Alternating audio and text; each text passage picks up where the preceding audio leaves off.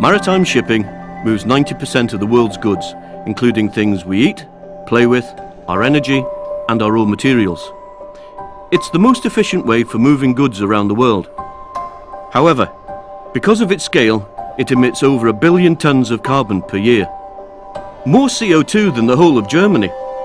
And yet, the technology exists for making new and existing ships more fuel efficient, saving over $70 billion per year and slashing carbon dioxide and other pollutants by over 30%.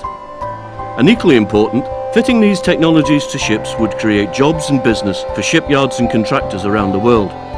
These technologies include harnessing wind power, energy recovery, hull optimization, air lubrication and propeller enhancements. Imaginative stuff. So why aren't they being used in more vessels today? What's the problem? There are around 70,000 commercial ships of all different sizes crossing the oceans daily.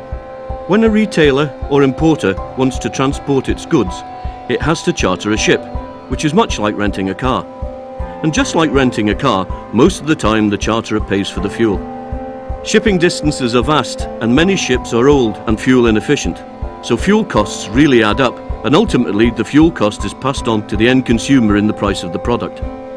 The charterer would like to save fuel when they can, but it's very hard for the charterer to tell an efficient ship from an inefficient one, making it difficult for charterers to ask for more efficient ships from ship owners.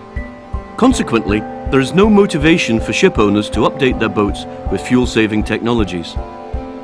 This means that entrepreneurs with technologies fail to get the orders to retrofit ships and cannot get investment from banks to grow. And all the while, money goes to waste. Consumer prices remain higher than they should be, and emissions keep growing.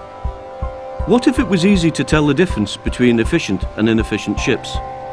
At the Carbon War Room, the team wanted to see what would happen. Shippingefficiency.org is an online tool that puts a label on 70,000 of the world's commercial ships, from A to G for efficiency, like on a fridge or a car. Now retailers and importers can choose to use more fuel-efficient vessels for their shipping, leading to millions of saved dollars for them and the consumer. Over time, this will create more demand for fuel-efficient ships and less demand for more costly, fuel-inefficient ones. Enterprising firms making such devices would win more business, allowing them to attract investment and giving them the resources to build, recruit, and grow. Overall, the world shipping fleet would save $70 billion per year and reduce carbon emissions by 30%. Now we have the labels, we can make this happen. If you want to help us make this change, contact us at shippingefficiency.org/get involved.